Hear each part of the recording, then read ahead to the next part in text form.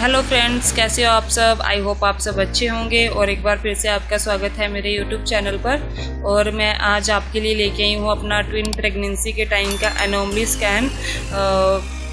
मेरी जो थी वो ट्विन प्रेगनेंसी थी और मेरे जो है वो बेबी गर्ल और बेबी बॉय हैं ट्विन प्रेगनेंसी मतलब से। और मेरी जो थी वो DCDA प्रेगनेंसी थी। तो चलिए फिर शुरू करते हैं। मैं बताती हूँ मेरे अल्ट्रासाउंड में क्या क्या चीज़ें थी। और मेरे अल्ट्रासाउंड में जो थी वो सारी नॉर्मल चीज़ें थी। और इसको एनोमली स्कैन भी बोला जाता है और इसको लेवल 2 स्कैन भी बोला जाता है। तो चलिए फिर शुरू करते हैं। ये जो लेवल 2 स्कैन होता है ना, इसको एनोमली स्कैन बोला जाता है और लेवल 2 भी बोला जाता है, टिफा भी बोला जाता है। बहुत सारी मतलब ये बहुत ज़्यादा ज़रूरी होता है क्योंकि इसमें ना बेबीज़ का जो भी एक ऑर्गन देखा जाता है, एक एक चीज़ देखी जाती है कि सब सही से डेवलप मतलब बेबी जो है वो अच्छे से ग्रो कर रहा है या नहीं कर रहा है।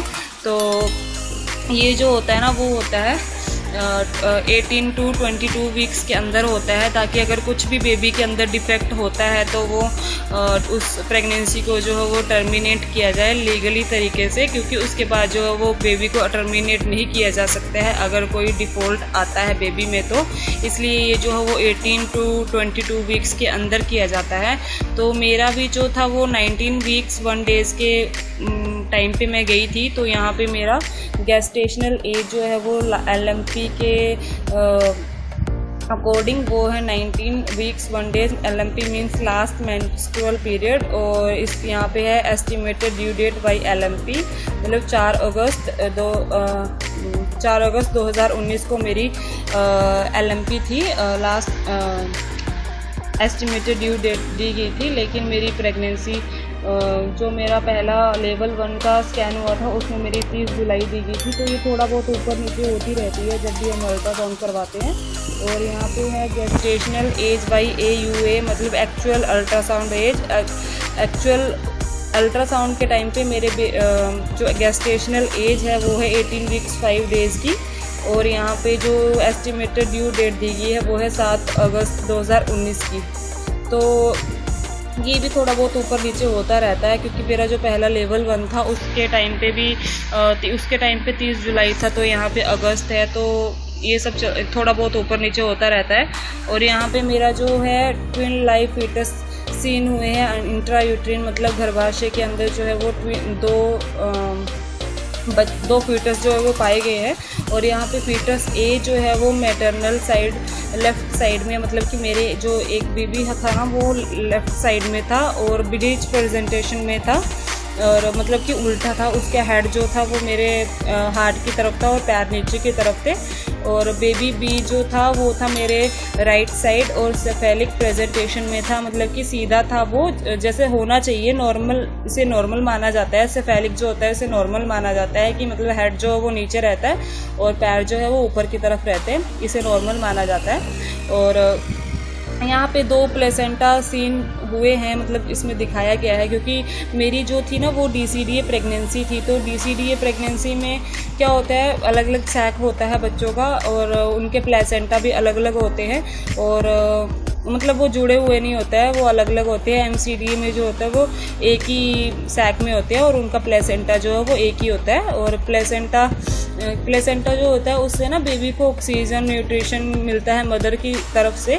तो यहाँ पे मेरे बेबीज़ का जो था वो प्लेसेंटा अलग अलग था। और यहाँ पे फीटस A का जो मेरा प्लेसेंटा था वो था एंटीरियर और दूसरे का था पोस्टीरियर और जो था वो अपर सेगमेंट में थे, जो कि अच्छी बात होती है। और यहाँ पे प्लेसेंटा जो था वो ग्रेड 1 का था, ग्रेड 1 प्लेसेंटा था। 4 ग्रेड के प्लेसेंटा होते हैं, 1 2 3 4। तो जो 1 और 2 होता है वो सेफ़ होता है और जो 3 और 4 होता है वो थोड़ा रिस्की होता है। उसमें मतलब 1 और 2 में नॉर्मल डिलीवरी के चांस रहते हैं और जो 3 और 4 होता है उससे C सेक्शन के चांस रहते हैं ज़्यादा।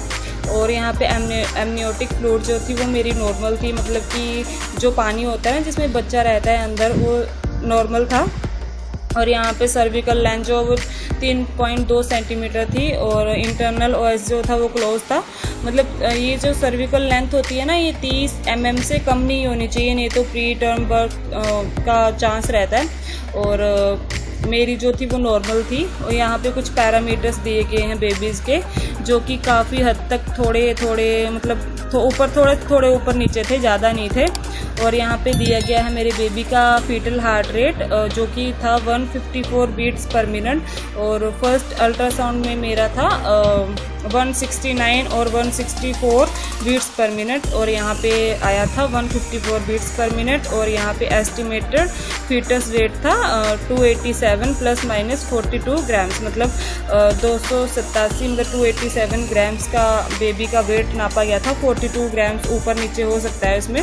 और यहाँ पे दूसरे बेबी का जो दूसरा फीटस है उसका मेरा 150 बीट्स पर मिनट था, और रिदमिक एंड रेगुलर, मतलब कि कट के टूट के नहीं, इनकी जो धड़कन है वो नहीं आ रही थी, रेगुलर थी, नॉर्मल है ये। और यहाँ पे फीटस का वेट जो था वो 275 ग्राम्स था। दोनों में थोड़ा डिफरेंस था, ज़्यादा नहीं था।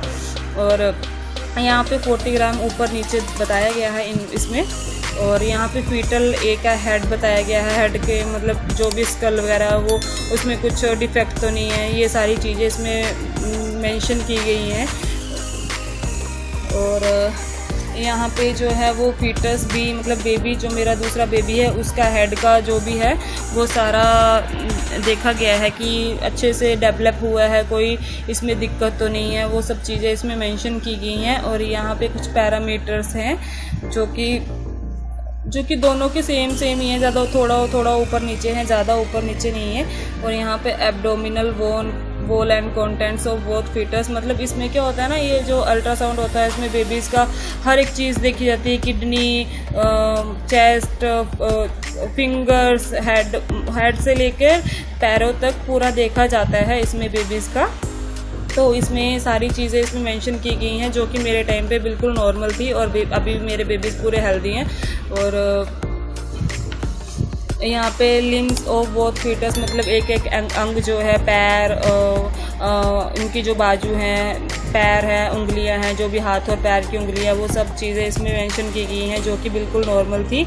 और यहाँ पे दिखाया गया है स्पाइन ऑफ बोथ फीटस, मतलब जो बेबीज़ की रीढ़ की हड्डी है वो भी यहाँ पे इसमें मेंशन की गई थी कि इसमें भी कोई दिक्कत नहीं है, और ये भी नॉर्मल था मेरे टाइम पे। और चेस्ट ऑफ बोथ फीटस, दोनों का छाती, फेफड़े, ये सब चीज़ें इसमें देखी गई थी। और किडनीज़ वगैरह इसमें एब्डोमिनल में आई थी, वो सब चीज़ देखी गई थी कि सब चीज़ प्रॉपर है, अपनी जगह पे है, साइज़ उनका नॉर्मल जितना होता है उतना है या नहीं है, ये सब चीज़ें इसमें मेंशन की गई थी। और जो मेरे दोनों बेबीज़ का था वो थोड़ा ऊपर नीचे था, ज़्यादा नहीं था सब, और सब चीज़ नॉर्मल थी मेरे बेबीज़ की। और यहाँ पे इंप्रेशन दिया गया है लास्ट में, twin live intrauterine pregnancy of approx 19 weeks 1 day, और वेरिएबल प्रेजेंटेशन के साथ है। और ये है नॉर्मल लेवल 2 स्कैन, मतलब कि गर्भाशय के जो अंदर जो है वो ट्विन प्रेगनेंसी 2 बच्चे पाए गए हैं, और जो कि 19 हफ्ते और 1 दिन के हैं, और मतलब मूवमेंट करते हुए पाए गए हैं। और ये जो है वो नॉर्मल स्कैन है, इसमें कोई भी दिक्कत नहीं है, ये सब चीज़ें इसमें थी। और यहाँ पे कुछ मेरे बेबीज़ की अल्ट्रासाउंड की इमेजेस थी, ये सब डॉक्टर ही अच्छे तरीके से पढ़ पाते हैं। ये कुछ पैरामीटर्स इसमें देखे गए हैं, हार्ट वगैरह का, मतलब जो भी है ये सब चीज़ें देखी गई हैं। और यहाँ पे बेबीज़ की प्लेसेंटा वगैरह देखा गया है, स्टमक बबल्स, नेज़ल बोन, ये सब चीज़ें इसमें देखी गई हैं।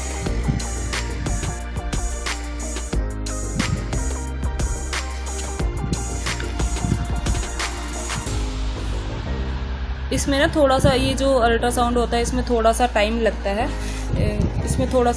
है, इसमें क्योंकि एक बेबी का ना एक चीज़, एक पार्ट देखना, एक ऑर्गन देखना पड़ता है, तो इसमें थोड़ा सा टाइम लगता है। और मेरे टाइम पे तो मेरे को शायद 1 घंटा लग गया था इस अल्ट्रासाउंड करवाने में, क्योंकि दोनों के एक चीज़ देखी गई थी, तो उसमें तो टाइम लगता ही है, इसलिए मेरे टाइम पे टाइम लगा था बहुत ज़्यादा। और ये थी मेरी अल्ट्रासाउंड रिपोर्ट जो कि बिल्कुल नॉर्मल थी। और मेरे बेबी जो है अभी 2 इयर्स के हो गए हैं, और बहुत मतलब सही से है, हेल्दी हैं, इनको कोई भी दिक्कत नहीं है। और ये जो अल्ट्रासाउंड होता है ना, बहुत ज़रूरी होता है करवाना, क्योंकि इसमें बेबी के बारे में हर चीज़ पता चल जाती है कि कुछ डिफेक्ट तो नहीं है बेबीज़ को, और सब सही से ग्रो कर रहा है बेबी या नहीं कर रहा है, मतलब जो हमारा गेस्टेशनल एज है उसके अकॉर्डिंग ज़्यादा ग्रो तो नहीं कर रहा है या कम ग्रो तो नहीं कर रहा है, ये सब चीज़ें इसमें देखी जाती हैं। और ये बहुत ही ज़्यादा इम्पोर्टेंट होता है हर मदर के लिए। और हर मतलब जो भी प्रेग्नेंट है उसको ये जो स्कैन है ये ज़रूर करवाना चाहिए। और चलिए फिर मिलती हूँ मैं आपसे एक नेक्स्ट वीडियो में। तो तब तक के लिए फिर बाय, टेक केयर।